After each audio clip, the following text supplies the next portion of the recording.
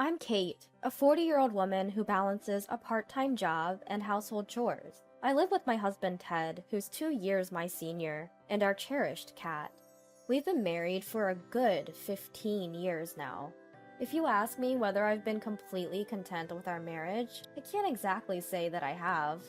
One of the reasons is our unfulfilled wish for a child. Another reason? Ted, despite his modest paycheck, hardly lifts a finger to help around the house, preferring to laze about whenever he gets a day off. What's more, Ted has always been a bit of a mama's boy. Even in his 40s, he's always eager to visit his mom, who lives nearby. She's been lonely since Dad passed away. But I know that his mom isn't that frail. She's got quite the nasty streak and lacks any semblance of refinement. Listen to this! The other day, I was standing in line at the grocery store and I accidentally let out a fart. And it was so loud! I was so embarrassed that I turned around and blamed the person behind me for it. My mother-in-law laughed as she shared her shopping experience. Listening to her, Ted, my husband, was also laughing, but I was completely grossed out. I couldn't believe that such a vulgar woman was my mother-in-law. She has such an unpleasant character that she has very few friends, and it seems like her only hobby is bullying her daughter-in-law. I wouldn't mind going to my in-laws' house if I got along with my mother-in-law, but I bet no daughter-in-law would want to get close to a mother-in-law with such a character. Even the couple who used to live in the same house with her, Ted's older brother and his wife, Rose, couldn't stand her and ran away. I guess it's no wonder. What kind of punishment would it be to live with such a mother-in-law? Especially after Ted's brother Ron passed away. Despite being a patient and tolerant person, unlike me, even Rose couldn't stand her and ran away. I wonder how much she was bullied. Rose wanted to be as far away as possible, but her slightly mollycoddled husband didn't want to move far away, so now the three families are living separately, but closely spaced. Are all brothers mama's boys? I wonder what's so good about a mother-in-law like that.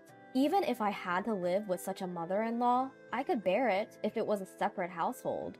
I received a request to live together from her, but I vowed to myself that I would absolutely prevent it if by any chance. However, the other day, when I was summoned to my in-laws' house by her, the ruckus about living together finally occurred. I've been thinking about it, and I think it's time for us to live together. When can you guys move in? Just when I thought she gathered both couples to say something, she suddenly started talking about living together. What's more, she talks as if it's already decided that we're going to live together, and even jumps to discussing the timing of moving in. I was flabbergasted. Huh? Wait a minute, I don't want to live together. I've seen how much trouble Rose went through, and I don't want to go through the same. I'm not asking you. I'm asking Ted, she retorted, disregarding my firm refusal to live together. Even though I would be involved if we were to live together, my intentions were completely ignored. Well, I don't mind living together. Even when it comes to taking care of Mom in the future, it would be easier for Kate to do it if we're living together, wouldn't it? To my disbelief, Ted agreed to live together, even assuming that I would be the one taking care of her in the future. Caregiving? Me? You must be joking. Are you seriously asking me to take care of you after all the bullying you've done to Rose and me? I retorted incredulously, to which she made a dissatisfied face. Oh dear, that sounds bad. I was just educating you a little as a senior housewife. Education? Is she really the one to talk about education? I thought to myself. Anyway, I don't want to live together or take care of you. If you insist on living together, I'll get a divorce, I declared firmly, causing Ted to panic. Whoa, wait! Talking about divorce over something like this is a bit over the top. Over the top? Trying to force me into living together and caregiving without considering my feelings is a legitimate reason for divorce. I have a job and a stable income, so I won't have any problem even if I get divorced, I retorted, leaving Ted speechless. Well, if Kate really doesn't want to, then I guess we have no choice but to ask you, brother, and Rose to come back, she said, causing Rose to panic next. No! I can't live with my mother-in-law again. It would ruin my mental health. Absolutely not. However, this time, her husband tried to calm her down. Calm down, Rose. Yes, Mom might have been a bit hard on you before, but she was doing it for your sake. She's regretted it too. Regret? I can't see any sign of her regretting anything at all. That's right! You never talk back no matter what I say, so there's no excitement for me either.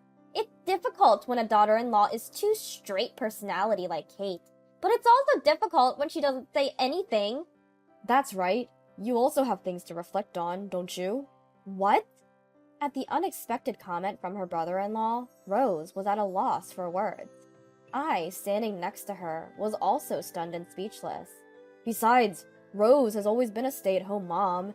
If you divorce, you'll struggle financially right away. You're not working like Kate, brother-in-law said, which encouraged the mother-in-law to join in. That's true, Rose. If you keep being selfish, your husband will leave you. If a woman with neither good looks nor a good figure gets dumped, all she can do is end up on the street. Where exactly is this mother-in-law showing remorse? I seriously wondered. The mother-in-law seemed to be getting more and more carried away. Rose used to be cute when she was young. Now she's gained quite a bit of weight. It reminds me. Oh yeah, you heard about the news of the big seals at the zoo? Seals? I would like to see it. Brother-in-law even started to laugh. Oh, that's awful! Are you suggesting I'm like a seal? Tears welled up in Rose's eyes. I was flustered, trying to comfort her, but the mother-in-law and brother-in-law didn't stop. No, that's just a paranoid delusion. I was just talking about the big seals coming to the zoo. Right, brother-in-law? Seals wave their flippers and make a ho-ho sound, don't they? Ho, ho, it's a perfect imitation. Ha ha ha. Incredibly, brother-in-law and the mother-in-law started imitating a seal, flapping their hands at their sides. Stop it, please! Are you guys out of your mind? As I exclaimed in surprise, Rose burst into tears and stormed out of the house. I got up to follow her, shouting at the mother-in-law.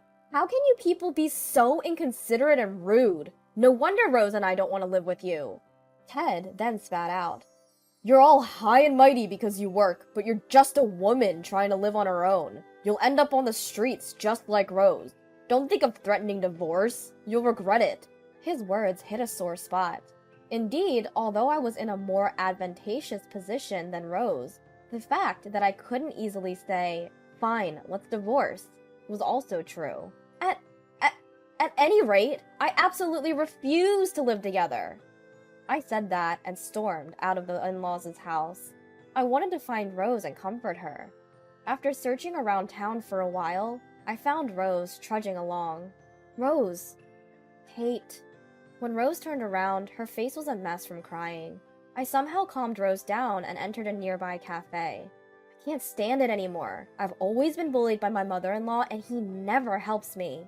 I agreed with her. Yeah, I guess. Both brother-in-law and Ted are such mama's boys.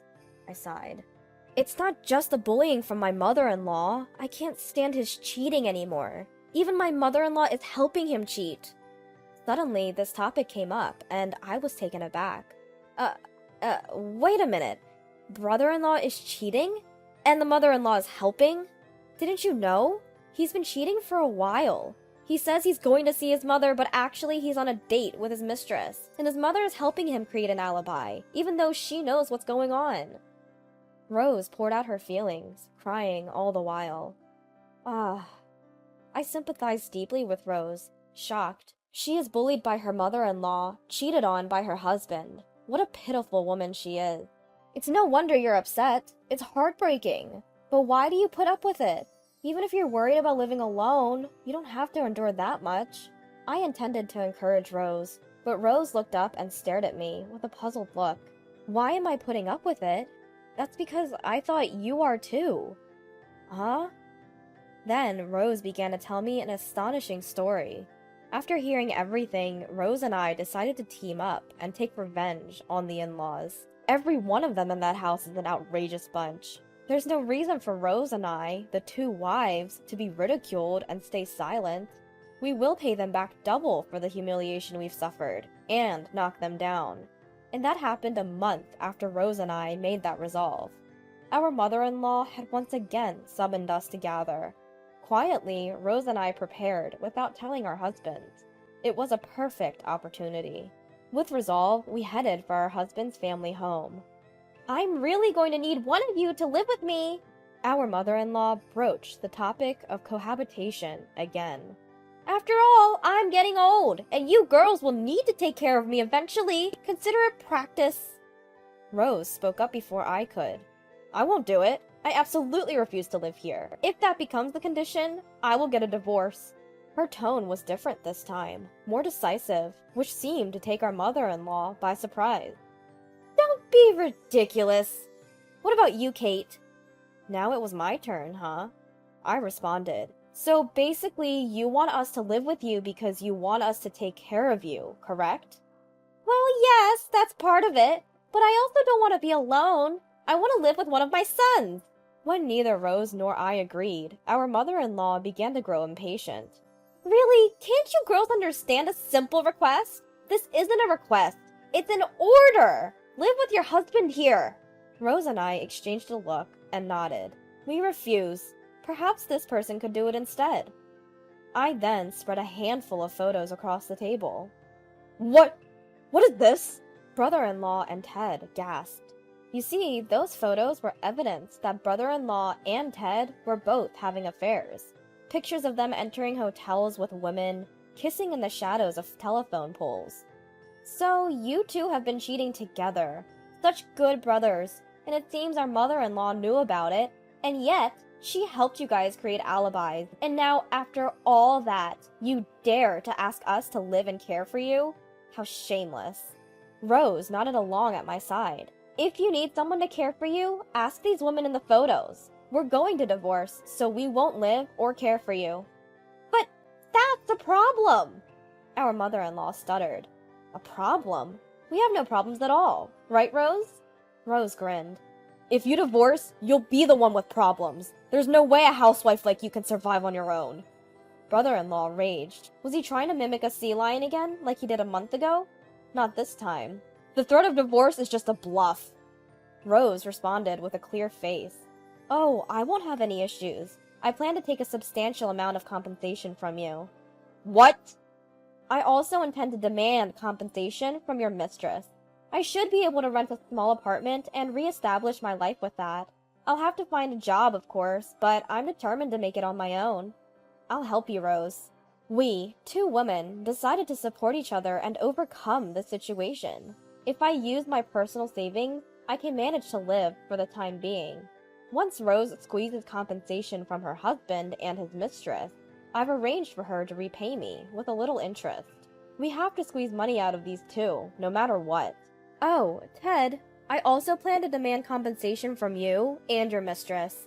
Even though I work, money is never enough for a divorcee in her 40s. I declared to Ted, who clung to me. I'm sorry! It was just a fling. I wasn't serious.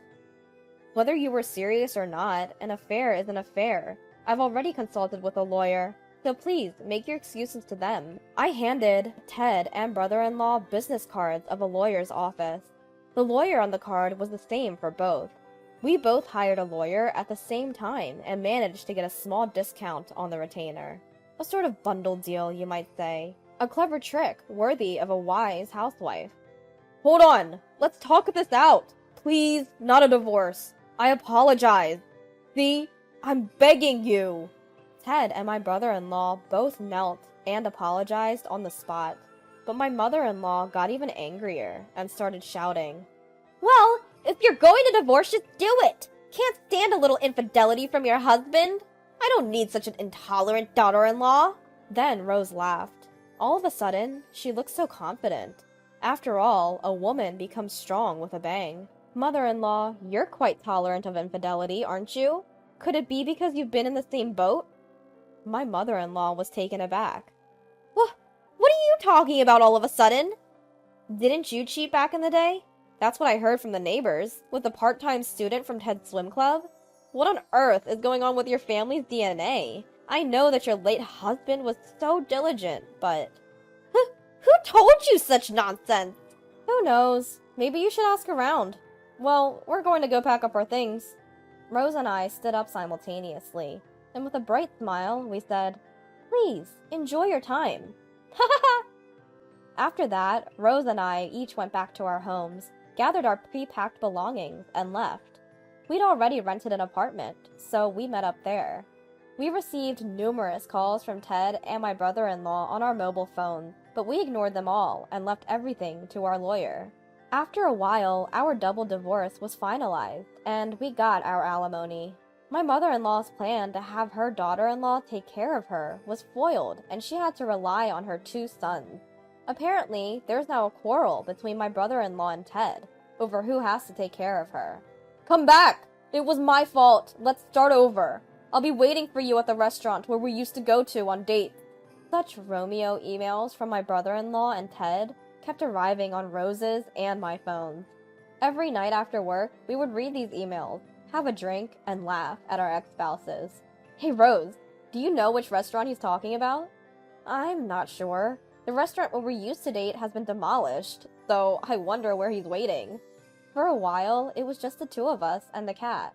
When Rose found a job, she moved out of the apartment. We escaped from that toxic family together. We hope to keep in touch and support each other in the future.